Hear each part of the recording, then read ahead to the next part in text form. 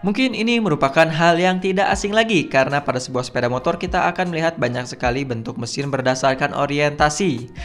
Ada yang horizontal yang banyak kita temui, vertikal untuk mesin-mesin berkelas tinggi, ataupun incline alias miring sebagai patokan orientasi. Namun hal ini paling sering kita temui hanya di motor satu silinder. Biasanya mesin satu silinder memiliki kapasitas mesin yang tergolong kecil. Tujuannya bukan lain agar biaya produksi sang motor menjadi murah, mudah dicapai, serta mudah diproduksi.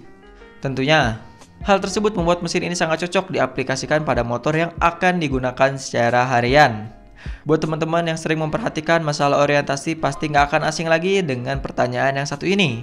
Kira-kira apa sih fungsi dari orientasi? Mengapa setiap mesin punya keunikannya sendiri? Dan gimana menurut kawan-kawan suhu yang udah tahu? Apakah orientasi dari mesin itu penting? Bentuk dan orientasi sebuah mesin.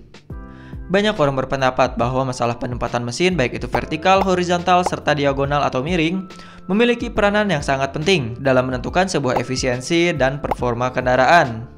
Atau ada juga yang berkata posisi mesin ini didasarkan pada desain sasis motor, dan ada juga yang berbeda bahwa orientasi ini berkaitan dengan masalah biaya. Kira-kira apakah benar seperti itu adanya? Dan apa benar sepenting itu juga? Kebanyakan orang sih masih sering salah paham dengan masalah yang nggak terlalu penting ini. So, walaupun begitu, untuk menjawab pertanyaan dan rasa penasaran dari para subscriber dan kawan-kawan kita tercinta, video kali ini kita akan membandingkan semuanya dengan parameter yang berbeda. Jadi pertama-tama mari kita pahami setiap konsep mesin sebelum kita bandingkan satu sama lain. Langsung aja kita gas mulai dengan mesin yang paling banyak bertebaran di negara kita tercinta, tepatnya mesin horizontal. Mesin horizontal seperti yang bisa kita lihat. Mesin ini hadir dengan konsep posisi silinder yang berada di samping crankshaft-nya. FYI, mesin ini sendiri pertama kali dikembangkan di tahun 1897 oleh Carl Benz, seorang founder dari Mercedes-Benz.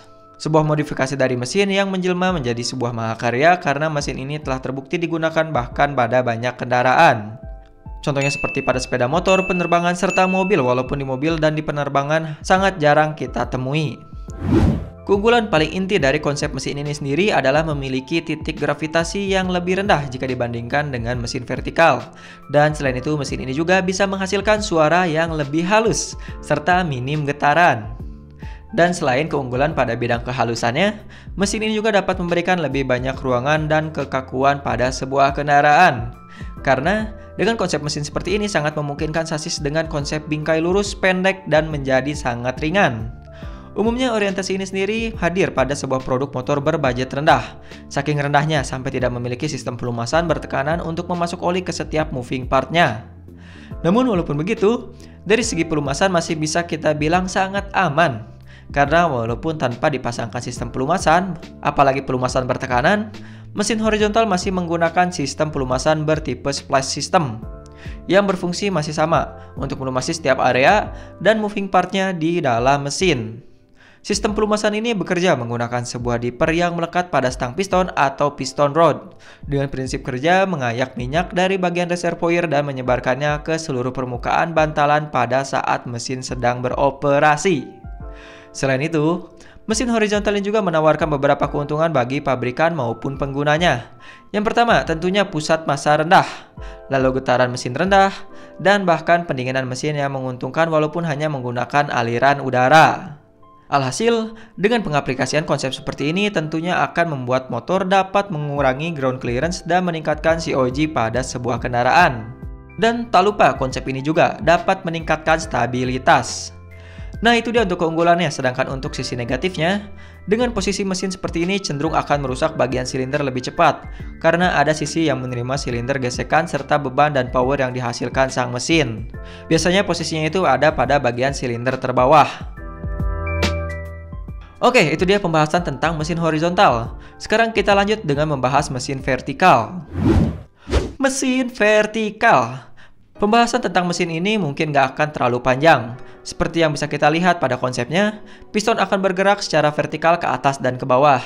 Dan posisi crankshaft-nya tentunya berada di bagian bawah silinder tersebut.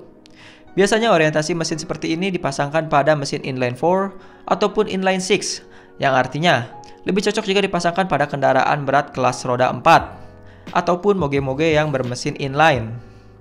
Nah, pada orientasi mesin ini banyak percayaan musyrik bahwa mesin vertikal akan lebih di bidang performa. Tentunya ini merupakan kesesatan yang nyata. Karena ketika silinder memiliki posisi vertikal, berat total silinder jelas akan memberikan pengaruh kepada mesin. Dan ini akan sedikit mengurangi efisiensi keseluruhan mesin, yang ujung-ujungnya melahirkan sebuah kekurangan dan ketertinggalan. Pertanyaannya, kenapa konsep mesin ini paling sering dipasangkan pada kendaraan roda 4? Jawabannya bukan lain karena posisi engine bay yang terbatas yang hanya bisa diakses dari atas. Karena kalau kita berkaca pada mesin mobil Subaru ataupun mobil Audi yang menggunakan mesin berkonfigurasi boxer engine, bukan satu atau dua ungkapan, statement, atau kesimpulan. Dikarenakan sudah banyak orang yang membuktikan kalau maintenance pada mobil bermesin horizontal sangat sulit dilakukan. By the way, boxer engine juga udah pernah kita bahas juga dengan simulasi 3D. Dan seperti biasa, linknya kita taruh di kolom deskripsi. Oke, lanjut. Terus apa dong keunggulannya, terutama pada kendaraan roda 2? Untuk jawabannya, kalian bisa lihat sendiri seberapa banyak motor dengan orientasi seperti ini. Pastinya akan sangat jarang kita temui, yang ujung-ujungnya bisa kawan-kawan simpulkan sendiri.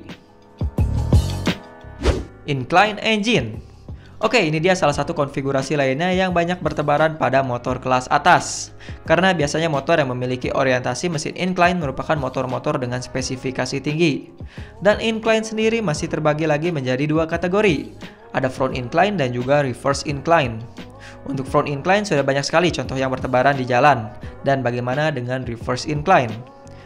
Kita ambil contoh seperti NSX 250R yang udah pernah kita bahas di video sebelumnya. So, untuk teman-teman yang belum nonton, videonya ada di kolom deskripsi juga ya. Nah, balik lagi ke inti pembahasan, mesin yang dimiringkan ke belakang ini memiliki sebuah keunggulan untuk menanggulangi kekurangan dari swing arm yang panjang. Karena diklaim dapat memberikan kestabilan yang lebih baik pada sebuah motor dan dibarengi juga dengan posisi wheelbase yang lebih pendek. Alasannya bukan lain karena mesin reverse incline cenderung lebih compact. Menjadikan reverse incline engine dapat menghasilkan sebuah motor yang cenderung lebih lincah dan sangat cocok untuk digunakan di sirkuit. Oleh karena alasan itulah, Honda memasangkan konsep ini pada NSX 250R-nya. Namun, kekurangannya jika kita banding dengan front incline, reverse incline akan memiliki durabilitas yang lebih rendah. Karena pada saat motor mengerem, maka momentum pada oli akan membuatnya bergerak ke depan. Yang artinya, akan ada sisi yang tidak terlumasi saat motor mengurangi kecepatan secara agresif. So, di sini kita udah tahu ada banyak sekali faktor yang perlu dipertimbangkan pada saat mengkonsep dan menempatkan sebuah mesin pada kendaraan. Jadi, kira-kira manakah yang memberikan power terbaik? Untuk jawabannya nggak ada. Karena daya yang dihasilkan mesin tidak ada hubungannya dengan masalah orientasi. Semuanya cenderung memiliki efek gravitasi yang sama. Karena kalau kita tinjau dari sisi gravitasi akan selalu mendukung gerakan ke bawah. Namun pada saat piston bergerak ke atas, akan memberikan bobot yang sama pada sebuah piston tersebut. Yang ujung-ujungnya nggak ada fungsinya. Namun masalah gravitasi ini tidak terpengaruh terhadap mesin horizontal karena memiliki bagian tengah yang lebih rendah. Di samping itu juga pistonnya akan bergerak ke samping. Jadi benar-benar definisi tidak ada pengaruh gravitasi terhadap performa si horizontal ini. Namun tentunya pusat gravitasi yang lebih rendah ini memberikan stabilitas lebih baik pada kendaraan. Dan karena posisi gerak yang menyamping serta COG yang rendah membuat mesin ini minim getaran karena tidak perlu melawan arah gravitasi. Terus pertanyaan selanjutnya pasti akan muncul. Kenapa mesin motor kecil selalu bersahabat dengan sang horizontal sedangkan sang incline selalu berpasangan dengan motor mahal? Untuk jawabannya, incline engine biasanya memiliki part yang kompleks seperti vertical engine, di mana dibutuhkan perangkat pelumasan yang lebih sempurna serta pendinginan mesin yang lebih baik karena silinder sebagai sumber panas utama cenderung condong ke bagian depan kendaraan, yang memungkinkan udara untuk memberikan proses pendinginan. Dan tidak lupa posisi silinder yang cenderung condong ke arah depan dapat meminimalisir gesekan berat pada bagian dinding silinder. Yang bisa kita simpulkan juga kalau konsep mesin ini sangat siap disetting untuk mengejar sebuah performa. Sedangkan mesin horizontal dengan segala aspek keunggulan yang sudah kita sampaikan sebelumnya akan sangat disayangkan kalau harus dipush sebagai mesin dengan performa. Kecuali jika memang kawan-kawan semua memang bergerak di bidang kompetisi. Contohnya mesin horizontal yang diciptakan khusus performa adalah Daytona Anima yang udah kita bahas di video-video sebelumnya juga. Jadi kira-kira manakah orientasi mesin yang paling cocok dengan kebutuhan kawan-kawan semua? Kalian bisa tulis di kolom komentar di bawah. Dan itu dia informasi yang bisa kita sharing di video kali ini. Seperti biasa, yang mau bertanya, memberikan saran, jangan ragu untuk hidupkan kolom komentar di bawah agar kita bisa berdiskusi bersama-sama. Saya Muhammad Karir undur diri, see you in the following videos and thanks for watching.